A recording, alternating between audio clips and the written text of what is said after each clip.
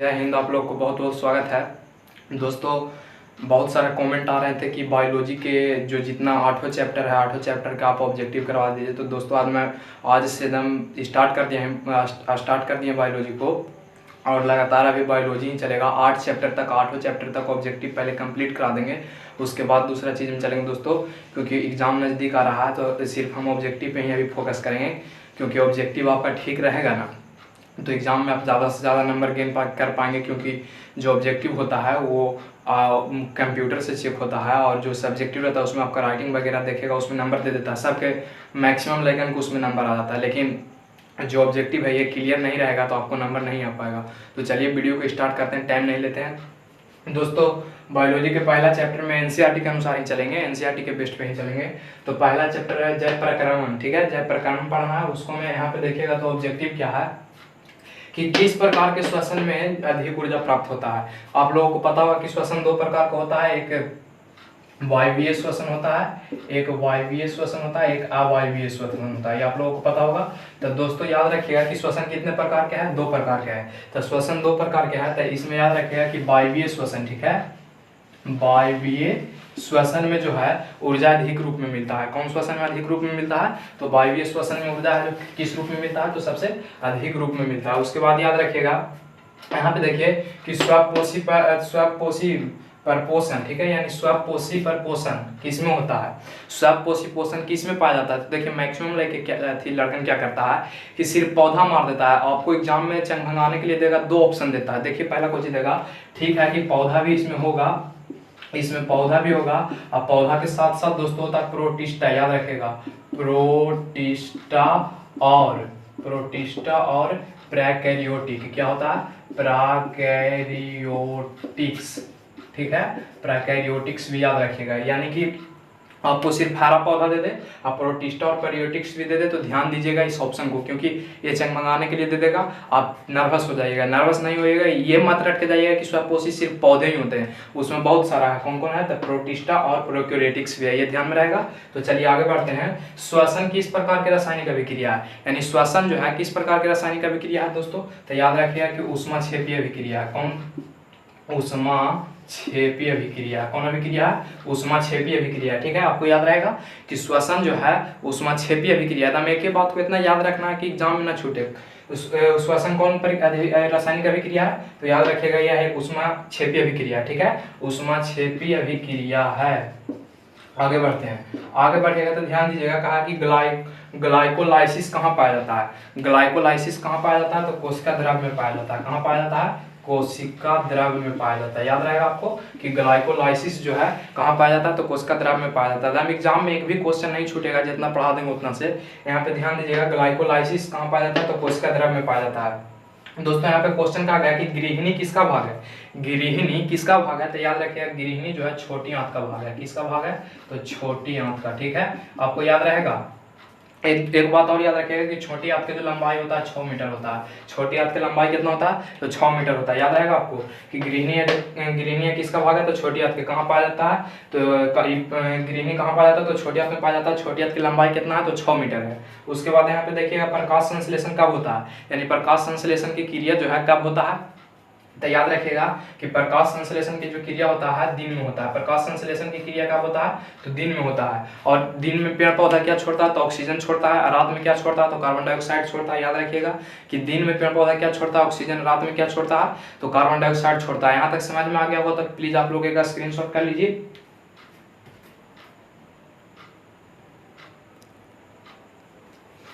चलिए दोस्तों अब आगे बढ़ते हैं। तो आगे बढ़ेंगे तो हम लोग देखेंगे आगे कह रहा है कि पौधे के उत्सर्जी पदार्थ हैं, यानी पौधा कौन कौन पदार्थ को उत्सर्जित करता है? तो याद रखिएगा, पहला आप लोग सुने होंगे गोंद, पहला गोंद। दूसरा याद रखिएगा आप लोग, पहला पौधा जो कुछ को उत्सर्जित करता है तो गोंद के करता है। दूसरा याद रखिएगा रेजिन, ठीक है। तीसरा याद रखिएगा टैनिन। याद रहेगा आपको कि पौधा कितने पदार्थ को उत्सर्जित करता है? तो 3 पदार्थ को उत्सर्जित करता है, गोंद, रेजिन, टैनिन। याद रहेगा आपको पौधा कौन कौन चीज के अति करता है उत्सर्जित? गोंद, रेजिन, टैनिन। याद रहेगा। निम्न में से कौन सा हेट्रोकाइन ग्रंथि है? तो दोस्तों जो हेट्रोकाइन ग्रंथि होता है उसे यकृत हम कहते हैं। कौन सी बोलते हैं? उसको यकृत बोलते हैं। याद रहेगा आपको कि हेटेरोकाइन ग्रंथि जो है उसको हम क्या बोलते हैं, तो यकृत को बोलते हैं। उसके बाद यहाँ पे याद रखिएगा कि पौधा में गैसों का आदान प्रदान किससे होता है, तो एक्चुअली में जो होता है पौधा में जो गैस का आदान प्रदान होता है उसका कोई श्वसन अंग नहीं होता, जहाँ मन जहाँ से होता है। तो देखिए कहाँ कहाँ से होगा, तो पहला होगा रंध्र से। कहाँ से होगा, रंध्र से। पहला कहाँ से होगा, रंध्र से। दूसरा कहाँ से होगा, तो जड़ की सतह से, जड़ की सतह से, ठीक है, याद रहेगा आपको कि दूसरा कहाँ से होगा, तो जड़ की सतह से होगा। और तीसरा दोस्तों कहाँ से होगा, तो वात रंध्र से होगा। कहाँ से होगा, तो वात रंध्र से होगा, ठीक है। आपको याद रहेगा कि पौधा में गैसों का आदान प्रदान कहाँ होता है, तो वात रंध्र से, जड़ की सतह से और वात रंध्र से। तो तीनों ऑप्शन आपको एग्जाम में दिले रहेगा, याद रखिएगा। उसके बाद आपको दोस्तों पता होगा कि अमीबा, अमीबा में कहाँ से होता है श्वसन की, अमीबा में श्वसन की क्रिया कैसा होता है, तो विसरण के थ्रू होता है। किसके थ्रू होता है, विसरण के थ्रू होता है।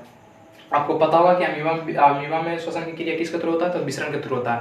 उसके बाद याद आप लोगों को पता होगा कि मछली में किसके थ्रू होता है, तो मछली में जो होता है, मछली में दोस्तों किसके थ्रू होता है, तो गिल्स के थ्रू होता है। आपको पता होगा कि मछली में किसके थ्रू होता है, तो गिल्स के थ्रू होता है। उसके बाद आप लोगों को पता होगा तेल चट्टा, तेल चट्टा के नाम सुने होंगे, तेल चट्टा। तेल चट्टा दोस्तों किससे श्वसन करता है, तो तेल चट्टा जो है श्वसन करता है ट्रेकिया से। किससे श्वसन करता है, ट्रेकिया से, ठीक है, ट्रेकिया से।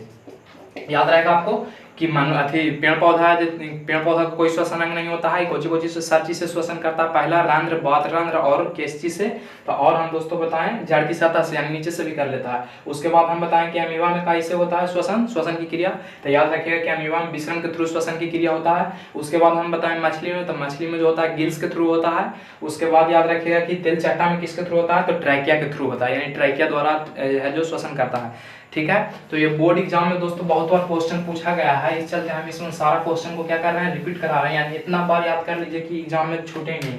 उसके बाद यहाँ पे आगे देखिएगा निम्नलिखित में से कौन सा पुरुष हार्मोन है। पुरुष हार्मोन दोस्तों जो है टेस्टोस्टेरोन है। कौन है, टेस्टोस्टेरोन। याद रहेगा आपको कि टेस्टोस्टेरोन है जो कौन हार्मोन है, तो पुरुष हार्मोन है। कहेगा निम्नलिखित में से कौन सा पुरुष हार्मोन है, तो टेस्टोस्टेरोन, ठीक है। टेस्टोस्टेरोन है जो कौन हार्मोन है, तो पुरुष हार्मोन है।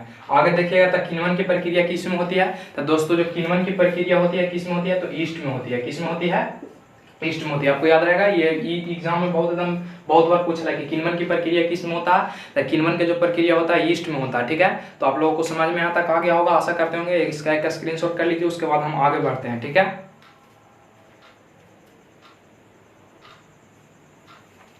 चलिए दोस्तों, आशा होगा कि आप लोग समझ गए होंगे वहाँ तक, और हम आगे बढ़ते हैं।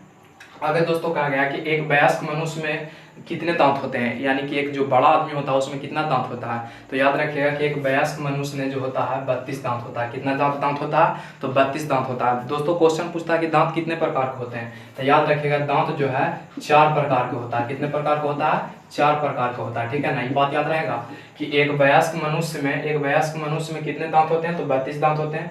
दांत के कितने प्रकार हैं, तो 4 प्रकार हैं, ठीक है। आपको ये बात याद रखना है साइड से कि दांत के कितने प्रकार होते हैं, तो 4 प्रकार होते हैं, याद रहेगा। आगे कहा गया दोस्तों कि ट्रैकिया से किस जीव में श्वसन होता है। अभी हम आपको बताए थे श्वसन वाला में कि अमीबा में किससे होगा, तो विसरण विधि द्वारा होगा।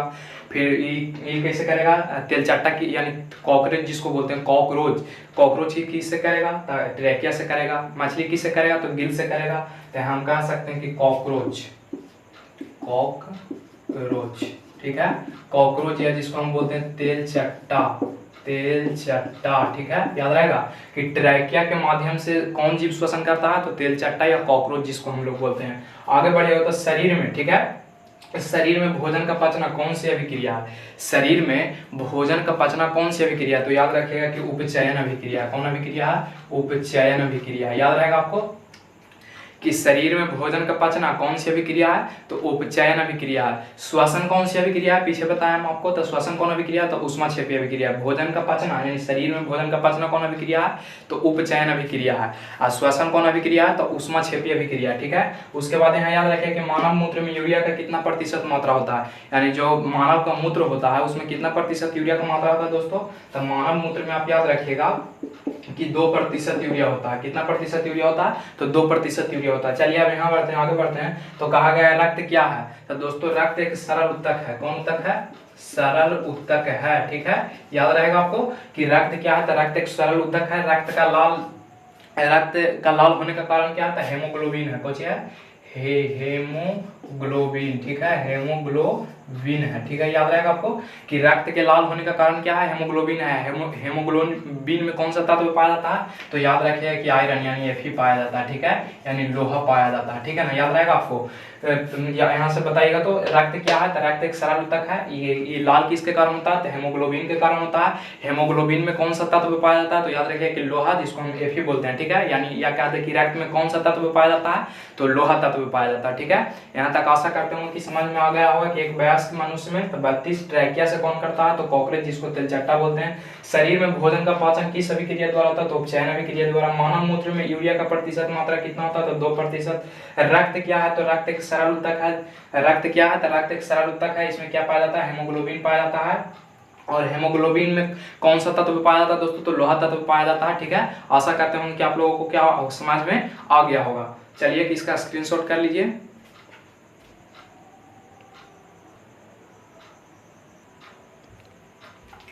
चलिए दोस्तों अब आगे बढ़ते हैं। आशा करते हैं कि आप लोग वहां तक समझ गए होंगे। 18 तक 19 से देखिएगा तो कहा गया कि पौधा में प्रकाश संश्लेषण का स्थान कहाँ है? पौधा में जो है प्रकाश संश्लेषण होता है वो कहाँ होता है? तो याद रखिएगा कि क्लोरोप्लास्ट में। कहाँ होता है? क्लोरोप्लास्ट, ठीक है, क्लोरोप्लास्ट। उसके बाद याद रखिएगा दोस्तों कि पौधा का हरा रंग क्यों होता है? तो आप लोग को तो पता होगा कि पौधा का जो हरा रंग है किसके कारण है? तो क्लोरोफिल के कारण है, ठीक है। याद रहेगा आपको कि पौधा का हरा रंग जो होता है, हरा वर्ण जो होता है, हरा वर्ण जो होता है किसके कारण होता है? तो क्लोरोफिल के कारण होता है, ठीक है। अब आपको एग्जाम में दे देगा कि क्लोरोफिल में कौन सा तत्व पाया जाता है? तो याद रखिएगा कि क्लोरोफिल में जो है मैग्नीशियम पाया जाता है। क्या पाया जाता है? क्लोरोफिल में क्या पाया जाता है दोस्तों? तो मैग्नीशियम पाया जाता है। पेड़ पौधा जो हरा क्यों होता है? तो पेड़ पौधा हरा इसलिए किसके कारण होता है? क्लोरोफिल के कारण। अब प्रकाश संश्लेषण की क्रिया कहाँ होता है? तो क्लोरोप्लास्ट में होता है। उसके बाद याद रखिए क्लोरोफिल में क्या पाया जाता है? तो मैग्नीशियम पाया जाता है, माइंड में रहेगा। हेमोग्लोबिन में क्या पाया जाता है? तो आयरन पाया जाता है। फिर क्लोरोफिल में क्या पाया जाता है? तो मैग्नीशियम पाया जाता है, ठीक है। आगे बढ़ते हैं। आगे बढ़ेंगे तो यहाँ पे ध्यान दीजिएगा, इसको मिटा देते हैं, ध्यान में रहेगा आपको।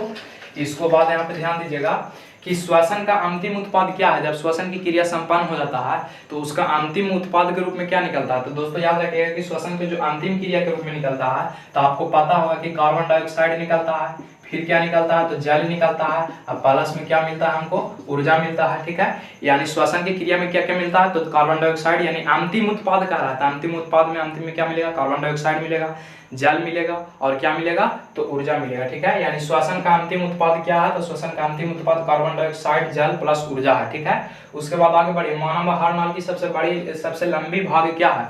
मानव आहार नाल की सबसे लंबी भाग तो छोटी आंत, ठीक है। याद रखिएगा कि इसका जो होगा क्या होगा? छोटी आंत होगा, ठीक है, छोटी आंत।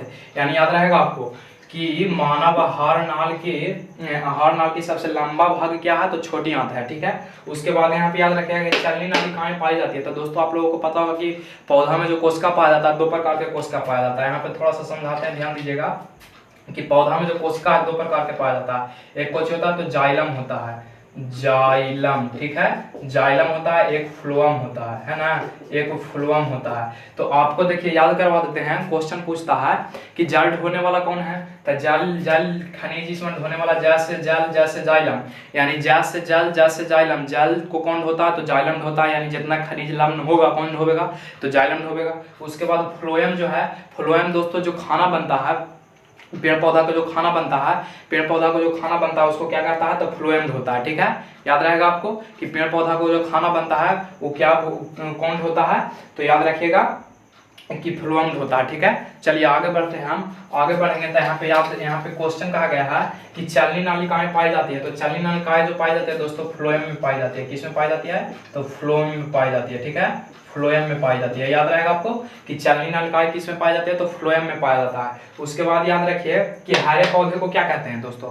तो हरे पौधे को हम लोग क्या बोलते हैं? तो उत्पादक बोलते हैं। हरे पौधे को क्या बोलते हैं? उत्पादक बोलते हैं, ठीक है। आपको ध्यान में रहेगा कि हरे पौधे को क्या बोलते हैं? उत्पादक बोलते हैं। एग्जाम में सीधे सीधे क्वेश्चन देगा कि हरे पौधे को हम क्या बोलते हैं? तो हरे पौधे को हम लोग क्या बोलते हैं? तो उत्पादक बोलते हैं, ठीक है। आपको ध्यान रहेगा।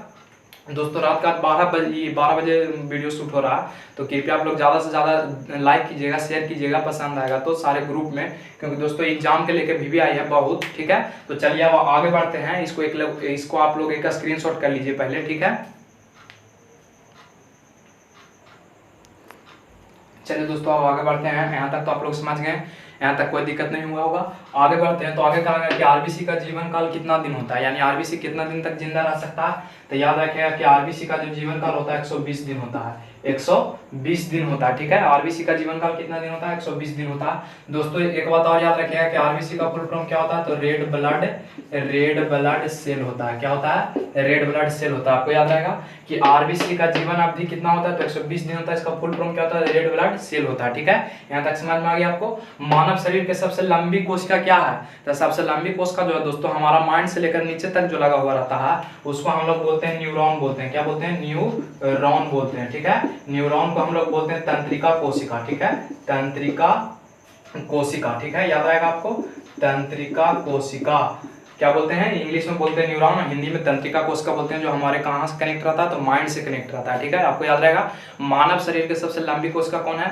तो तंत्रिका कोशिका है, जिसको इंग्लिश में क्या बोलते हैं, तो न्यूरॉन बोलते हैं। ठीक है, उसके बाद आगे बढ़ते हैं। आगे बढ़ेंगे तो कहा गया निम्नलिखित में से किसमें द्विविखंडन पाया जाता है। तो याद रखिएगा दोस्तों, द्विविखंडन जो पाया जाता है किसमें पाया जाता है, तो अमीबा में पाया जाता है। किसमें पाया जाता है, अमीबा में पाया जाता है। ठीक है, उसके बाद याद रखिएगा कि अमीबा के जो आकार है, अमीबा के जो आकार है कुछ ही रहता है, तो बदलते रहता है। क्या रहता है, बदलते रहता है। ठीक है, बदलते रहता है। इसका आकार जो है क्या रहता है, बदलते रहता है। ठीक है, आपको याद रहेगा कि अमीबा का आकार क्या रहता है, तो बदलते रहता है। उसके बाद याद रखिएगा कि श्वसन को जिससे करता है, तो विसरण से करता है, विसरण विधि से द्वारा करता है। अभी बताए थे आपको कि श्वसन किससे करता है, तो विसरण विधि द्वारा से करता है अमीबा।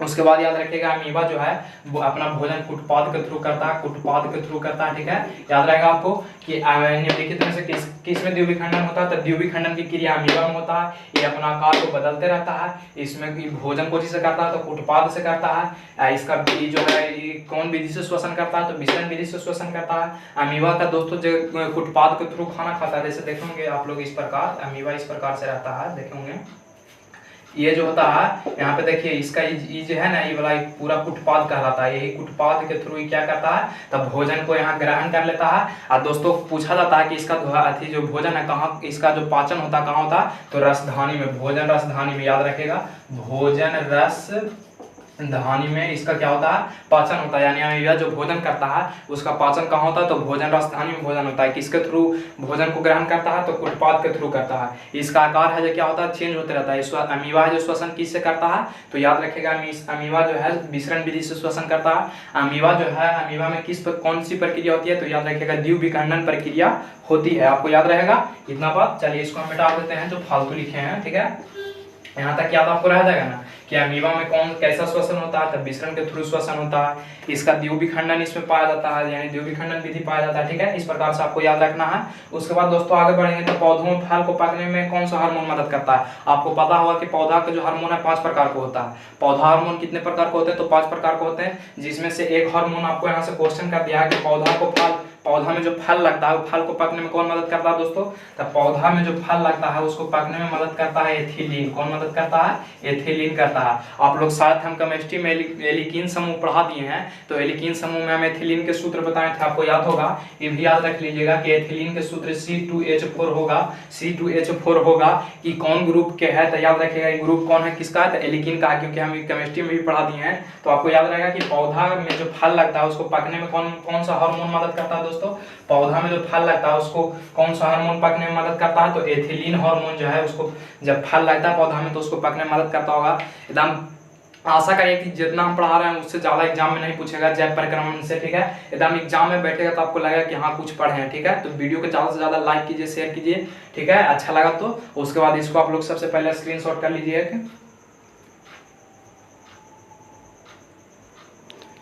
चलिए दोस्तों, आशा करता हूँ कि वहाँ तक आप लोग समझ गए होंगे। अब अगला क्वेश्चन की ओर हम बढ़ते हैं। तो अगला में कहा गया स्वपोषी जो होता है उसके लिए क्या क्या आवश्यकता होता है। तो स्वपोषी के लिए दोस्तों आप बता सकते हैं क्या क्या आवश्यकता होता है। तो स्वपोषी के लिए पहला तो सूर्य के प्रकाश आवश्यकता होगा। ठीक है, सूर्य के प्रकाश की आवश्यकता होगा। ठीक है, सूर्य के प्रकाश की आवश्यकता होगा, पहला चीज। दूसरा क्या होगा दोस्तों, तो दूसरा आप लोगों को पता होगा कि सूर्य के प्रकाश के साथ साथ उसको क्या चाहिए, तो सूर्य के प्रकाश के साथ साथ दोस्तों उसको क्या चाहिए, तो कार्बन डाइऑक्साइड चाहिए। क्या चाहिए, कार्बन डाइऑक्साइड चाहिए। 2 चीज चाहिए, यानी 3 चीज इसको चाहिए। स्वपोषी के लिए कितने चीज चाहिए, 3 चीज चाहिए दोस्तों। क्या क्या, तो पहला हम बताएं सूर्य के प्रकाश, दूसरा बताएं कार्बन डाइऑक्साइड, और तीसरा क्या होता है, तो क्लोरोफिल होता है। क्या होता है, क्लोरोफिल। क्लोरोफिल। दोस्तों आपको पता होगा कि क्लोरोफिल में क्या कौन सी धातु पाया जाता है, अभी बताए थे।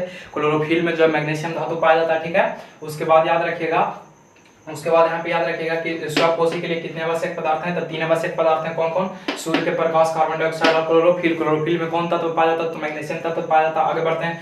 मानव हृदय, ठीक है। मानव हृदय घिरा होता है, यानी मानव का जो हृदय होता है कुछ इस प्रकार से होता है। देखिए यहाँ पे समझिएगा थोड़ा सा, मानव का जो हृदय होता है कुछ इस प्रकार से होता है, कुछ इस प्रकार से होता है। यहाँ पे देखिएगा एक पंप रहता है इस प्रकार से लगा हुआ, ठीक है। समझिए कि हृदय है, ठीक, समझिए हृदय। सपोज उतना नहीं, मैं सभी फिगर नहीं मैं बना पा रहा हूँ, तो याद रखिएगा यहाँ पे याद क्या रखना है कि मानव हृदय किससे घिरा होता है। तो मानव हृदय जो घिरा होता है पेरिकार्डियम से घिरा होता है। याद रहेगा आपको कि मानव हृदय जो होता है किससे घिरा होता है दोस्तों? तो पेरिकार्डियम से घिरा होता है, ठीक है। आपको याद रहेगा कि मानव हृदय जो है किससे घिरा होता है? तो पेरिकार्डियम से घिरा होता है। आशा करते होंगे कि यहाँ तक आप लोग समझ गए होंगे। और एक बात और यहाँ याद रखिएगा कि हृदय में, ठीक है, हृदय में कितने कोष्ठक होते हैं दोस्तों? तो 4 कोष्ठक होते हैं। एग्जाम में बहुत बार पूछा होता है, 4 कोष्ठक होते हैं हृदय में, ठीक है। आपको याद रहेगा कि हृदय में कितने कोष्ठक होते हैं? तो 4 कोष्ठक होते हैं। चलिए, आशा करता हूँ कि आप लोग यहाँ तक समझ गए होंगे। तो दोस्तों इसका कम से कम इसमें 80 ऑब्जेक्टिव होगा, तो मैं 30 ऑब्जेक्टिव करवाया हूँ। इसका दो या तीन पार्ट आएगा, ठीक है। 2 या 3 पार्ट इस चैप्टर जय प्रक्रमण में 2 या 3 पार्ट आएगा। तो पहला पार्ट मैं आज करवा दिया हूँ 30 क्वेश्चन, जिसमें अगला पार्ट जो आएगा उसमें 30 या 40 क्वेश्चन रहेगा, पूरा हो जाएगा। क्योंकि इसमें टोटल जो ऑब्जेक्टिव की संख्या 80 है, मैं चाहता हूँ कि पूरा ठीक ढंग से कराऊँ ताकि एग्जाम में कुछ ना छूटे, ठीक है। चलिए, जय हिंद, थैंक यू।